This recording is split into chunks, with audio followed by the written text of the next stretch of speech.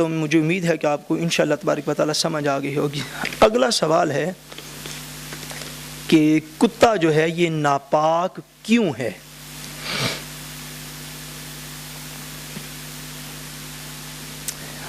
اس کا جواب جو ہے وہ میں عرض کرتا ہوں، کتا ناپاک کیوں ہے؟ اس لیے ناپاک ہے کہ نبی کریم صلی اللہ علیہ وسلم نے ناپسند کیا، اس لیے ناپاک ہے۔ کیوں کا جواب بڑی تفصیل کے ساتھ جو ہے وہ دینے کی ضرورت ہے اس دور کے مسلمانوں کو،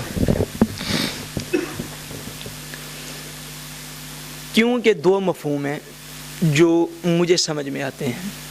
جب آپ کے اوپر کوئی بھی دین کا کویسچن پوچھا جائے، اس کو کیا کہا جائے جی ایسا کیوں ہے، اس کیوں کے میرے نزدیک دو مفہوم ہیں۔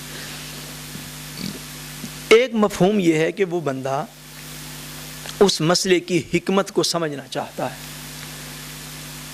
اس مسئلے کی حکمت کو سمجھنا چاہتا ہے۔ دوسرا اس کا پہلو جو ہے وہ نیگیٹو ہے، اتنا پہلو یہ جو ہے وہ پازیٹو ہے۔ دوسرا پہلو جو ہے وہ نیگیٹو یہ ہے کہ ایسا بھی پاسبل ہے جن حالات میں ہم رہ رہے ہیں، کیونکہ اسلام کے خلاف پروپیگنڈا مہم جو ہے وہ ہر لحاظ سے اپنی تاریخ میں آپ کہنے سب سے زیادہ جو پروپیگنڈا مہم اسلام کے موت ہو رہی ہے، مخالف ہو رہی ہے، وہ شاید اب یہ دور ہے، کیونکہ اب پروپیگنڈا کرنا آسان ہے، نیٹ کے ذریعے، ٹی وی اسٹیشنوں کے ذریعے، کتابوں کے ذریعے، تحریروں کے ذریعے اب بہت آسان ہو گیا۔ دوسرا کیوں کا یہ مفہوم آتے سمجھ کہ شاید کسی مسلمان کو دین کی تعلیمات میں کوئی شک نہ پڑ گیا ہو کہ جی ایسا کیوں ہے، پہلے مجھے مطمئن کریں، مجھے مطمئن کریں گے تو پھر میں اس مسئلے کو سمجھوں گا۔ اس بات کو آپ ضرور یاد رکھیں کہ ہماری جو اپروچ ہے، اپروچ وہ اس لیول پہ ہونی چاہیے کہ دین کے حکم کو معلوم کریں۔ یہ بات بڑی خاص ہے، بڑی خاص ہے، جاگتے ہوئے سنیں گے اور ہمیشہ انشاءاللہ اس کو یاد رکھیں گے تو کام آئے گی۔ ہمارا ٹارگٹ کیا ہونا چاہیے ایک مسلمان ہوتے ہوئے؟ کسی بھی معاملہ میں صبح سے لے کر رات تک، جاگنے سے لے کر پھر دوبارہ سو کے اٹھنے کے بعد تک، زندگی کے جتنے بھی معاملات ہیں یاد رکھیے اس میں ہماری اپروچ اور درست ڈائریکشن یہ ہے کہ ہم اللہ اور اس کے رسول کے حکم کو معلوم کریں، حکم کو معلوم کریں۔ آگے آ جاتی ہے حکمت۔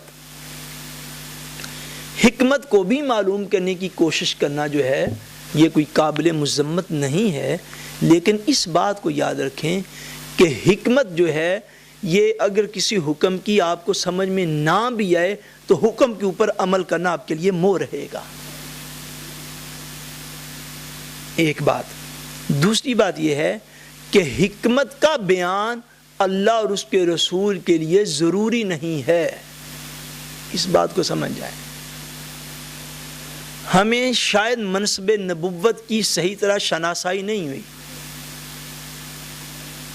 اللہ تبارک و تعالیٰ کا جو اپنی مخلوق کے ساتھ تعلق ہے شاید ہم اس کو مکمل طور پر سمجھ نہیں سکیں۔ اللہ تبارک و تعالیٰ اور اس کے رسول کا منصب جو ہے، اللہ تبارک و تعالیٰ حاکم ہے، ہم محکوم ہیں۔ اللہ اور اللہ کا رسول اگر کسی حکمت کو بیان فرما دے تو یہ ان کی کرم نوازی ہے ہمارے اوپر۔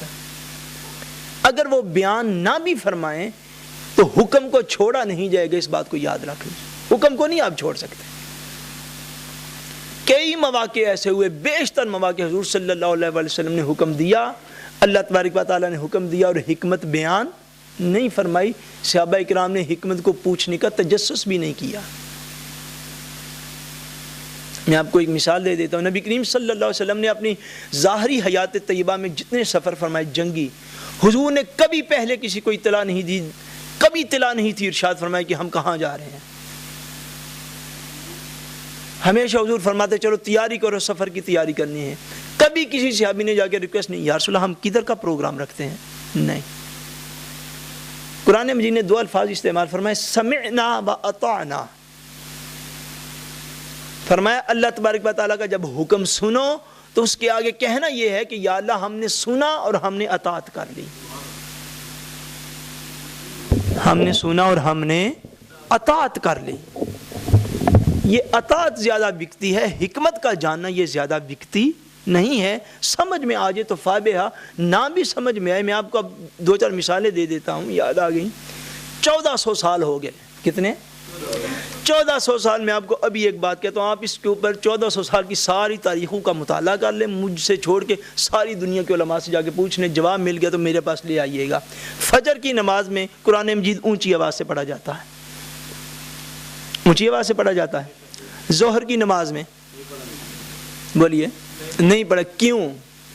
اس کیوں کا جواب آپ تلاش کر کے لے، میں علمی دنیا کو مان جاؤں گا۔ وہ کون سی حکمت ہے؟ حکمت کا جاننا ہمارا کام نہیں ہے، اس بات کو سمجھیں۔ اچھا، مغرب کی نماز میں قرآن مجید بولیے اونچی آواز سے پڑھا جائے، عصر کی نماز میں آہستہ پڑھا جائے، کیوں؟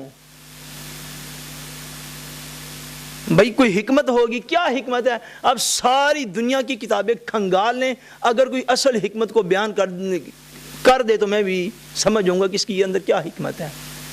حکمت کی طرف جانا اس صورت میں پڑتا ہے بندے کو، حکمت کی طرف، کہ جب بندہ حکم کے اوپر پوری توجہ نہیں دیتا۔ فجر کے اندر باواز بلند پڑھنا ہے، ظہر کے اندر آہستہ پڑھنا ہے، عصر کے اندر آہستہ پڑھنا ہے، مغرب عشاء میں پھر اونچی آواز سے پڑھنا ہے۔ حکمت کیا ہے؟ حکمت کچھ نہیں، یاد رکھ لیں، حکمت صرف یہ ہے کہ رسول اللہ نے فجر میں اونچا پڑھا ہے تو اونچا پڑھنا ہے، ظہر میں آہستہ پڑھا ہے تو آہستہ پڑھنا ہے۔ آپ ساری کتابیں بڑے سے بڑے کسی ڈاکٹر فلاسفر کو پکڑ کے لے آئیں، اسے کہیں حکمت بیان کر، کوئی حکمت بیان نہیں کر سکے گا، اس لیے کہ ہماری اپروچ حکم تک ہونی چاہیے کہ رسول اللہ نے کس طرح کیا ہے۔ That's all. آپ حکمت کو سمجھ ہی نہیں سکیں گے، کوئی بندے کی حکمت کو بیان نہیں کر سکتا کہ اس میں حکمت کیا ہے کہ ظہر عصر میں آہستہ پڑھو، باقی 3 نماز میں اونچا پڑھو، کیا حکمت ہے اس کے اندر؟ کوئی حکمت بیان نہیں کر پائے گا، اس لیے کہ رسول اللہ صلی اللہ علیہ وسلم نے ایسا کیا ہے، امت ایسا ہی کرتی رہے گی قیامت انشاءاللہ۔ آگے عید الفطر کس دن ہوتی ہے؟ چھوٹی عید، عید الفطر کس دن ہوتی ہے؟ 1 شوال کو۔ کس دن ہوتی ہے؟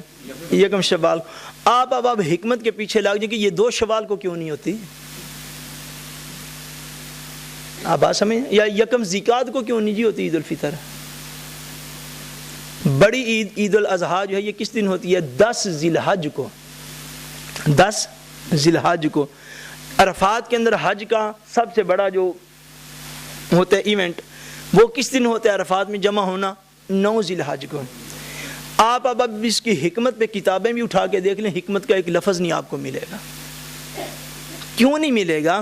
اس لیے کہ اللہ اور اللہ کے رسول نے مقرر فرما دیا ہے، جب مقرر ہو گیا، حکم آپ تک پہنچ گیا، تو حکم کی اتباع کرنا یہ تو لازم ہے، حکمت کو تلاش کرنا یہ لازم نہیں ہے۔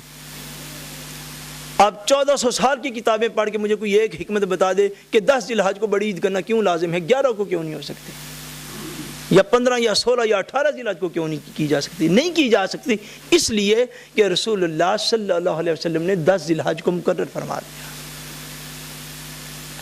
اگلی بات جو ہے یہ بھی ساتھ یاد ہے، وہ یہ ہے، اب حکم تو میں نے وہ کیوں سے شروع کر لیا، حالانکہ شروع پہلے سے کرنا چاہیے تھا، لیکن یہ سوال کا حصہ ہے۔ اگلی بات یہ سمجھیں کہ حکم جو ہے وہ اللہ اور اللہ کے رسول کا ہوتا ہے، یہ بڑی امپورٹنٹ بات ہے۔ حکم کس کا ہوتا ہے؟ آگے اس کی جو حکمت ہے وہ ایسی حکمت جو رسول اللہ صلی اللہ علیہ وسلم نے بیان نہیں فرمائی، وہ حکمت جو حضور نے بیان نہیں فرمائی، وہ حکمت یا تو کسی مفسر کی بیان کردہ ہے، یا کسی محدث کی بیان کردہ ہے، یا کسی ڈاکٹر کی ریسرچ اسکالر کی بیان کردہ ہے۔ حیرت کی بات مجھے یہ لگتی ہے عام مسلمانوں پر اب اس دور میں کہ وہ حکمت جو ایک ڈاکٹر نے اپنے ذہن سے وضع کی دین کے ایکسپلینیشن کرنے کے لیے، وہ اس کی اپنی ریسرچ ہے، یاد رکھیں، اس ڈاکٹر کی اپنی تحقیق ہے۔ وہ تحقیق جو ہے وہ آج درست اگر ہو تو کل کو غلط بھی ہو سکتی ہے۔